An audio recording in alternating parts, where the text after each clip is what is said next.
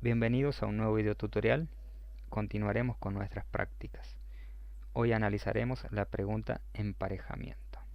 ¿Qué es una pregunta emparejamiento? Las preguntas emparejamiento son las famosas consignas unir con flechas según corresponda. Esto me hace recordar a la primaria, pero bueno, no nos pongamos nostalgiosos. ¿Qué acciones llevaremos a cabo en nuestra aula virtual? Vamos a crear una pregunta de emparejamiento en la unidad 1. Vamos a configurar cada uno de los parámetros requeridos en esta pregunta emparejamiento. Así que vamos a nuestra aula. Accedemos a nuestra aula y para poder crear una pregunta debemos ir al bloque de administración.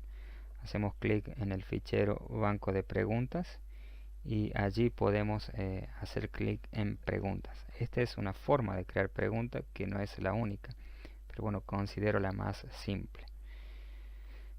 Luego tenemos aquí el banco de preguntas. Yo puedo seleccionar directamente la categoría en la cual voy a crear esa pregunta, que lo voy a hacer, que es en la unidad 1, y luego debo hacer clic en el botón crear una nueva pregunta. Con ello yo consigo habilite un menú y allí voy a seleccionar el tipo de pregunta, que en esta oportunidad voy a seleccionar emparejamiento. Luego tengo emparejamiento aleatorio, que es otro tipo de emparejamiento, pero el que estamos analizando nosotros es el emparejamiento simple. Selecciono y luego hago clic en agregar. Aquí puedo comenzar a configurar los parámetros de la pregunta. ¿Qué parámetros? General, respuestas, retroalimentación combinada, múltiples intentos y marcas. Vamos al primer parámetro, general. Lo primero que aquí debo hacer es colocarle un nombre a la pregunta. Yo le voy a denominar pregunta 1. Este nombre es significativo para el docente. De esta forma yo puedo identificar a la pregunta. Recordemos que vamos a registrar o a crear nuestras preguntas en un banco de preguntas y a veces se puede hacer bastante amplio este banco de preguntas, por más que esté organizado por categoría. Y si nosotros le damos un nombre identificativo a la pregunta, de acuerdo al contenido, nos va a ser mucho más sencillo poder identificarla. También debo llenar el campo enunciado de la pregunta, que es esto lo que va a visualizar el alumno. Yo voy a colocarle unir corresponde.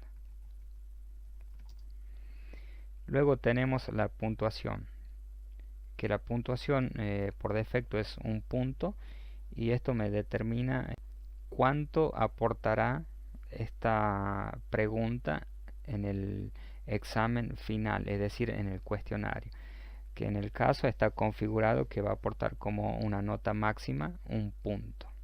Luego tengo la retroalimentación general. Esta retroalimentación visualizará al alumno al momento que finalice el cuestionario. Luego tengo el menú respuestas. Es aquí a donde yo voy a colocar lo que es las preguntas y las respuestas a esas preguntas. Insisto, se trata de un tipo de pregunta en el cual nosotros debemos unir de acuerdo al enunciado. Yo he generado ya una lista, es decir, tengo una lista preparada con la pregunta y la respuesta correspondiente. Simplemente voy a copiar y voy a pegar en los campos correspondientes. Esta es la pregunta y esto sería la respuesta a esa pregunta. Es una buena práctica, ya que estamos a veces registrar nuestras preguntas en algún editor de texto, desde allí poder copiar y pegar en nuestro navegador. Recordemos que estamos trabajando en línea, por lo tanto nos puede suceder alguna situación como tener un corte eléctrico y perder todo lo que hicimos. Volviendo, como va a ser un proceso repetitivo, yo voy a pausar el video, voy a copiar y pegar todo y vamos a continuar. Como notarán, ya he copiado y pegué cada uno de los elementos de la lista que previamente he creado. Si yo quisiera, por ejemplo, mi lista se compone de más preguntas y respuestas, puedo hacer clic en más conjunto de espacio en blanco. Con esto el sistema me va a facilitar la posibilidad de agregar más preguntas. No es necesario que deba rellenar todos los espacios en blanco. Por lo tanto, si tengo 4 preguntas, simplemente relleno esos 4 espacios en blanco y dejo los otros por defecto, es decir, vacíos. Luego tengo el menú retroalimentación combinada. Esta retroalimentación el sistema la proporciona al momento que el alumno finaliza su respuesta, es decir, envía la respuesta a estas preguntas. Y es el caso que el alumno obtiene que todas las respuestas son correctas, la retroalimentación que tendrá es el presente mensaje, respuesta correcta. Y si falla en alguna pregunta, la retroalimentación que obtendrá es para cualquier respuesta parcialmente correcta, será esta. Si falla en todas las respuestas, va a obtener esta retroalimentación. Retroalimentación que nosotros podemos configurar.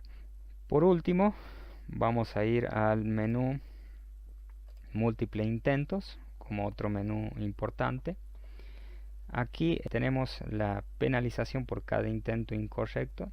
En caso que permita más de un intento, resulta que puedo configurar esta pregunta para que por cada intento erróneo vaya descontando un porcentaje del intento correcto. Pero también puedo colocar que no descuente en cada intento. Luego tenemos las pistas. Las pistas corresponden al número de intentos que el alumno puede o tiene habilitado para hacer.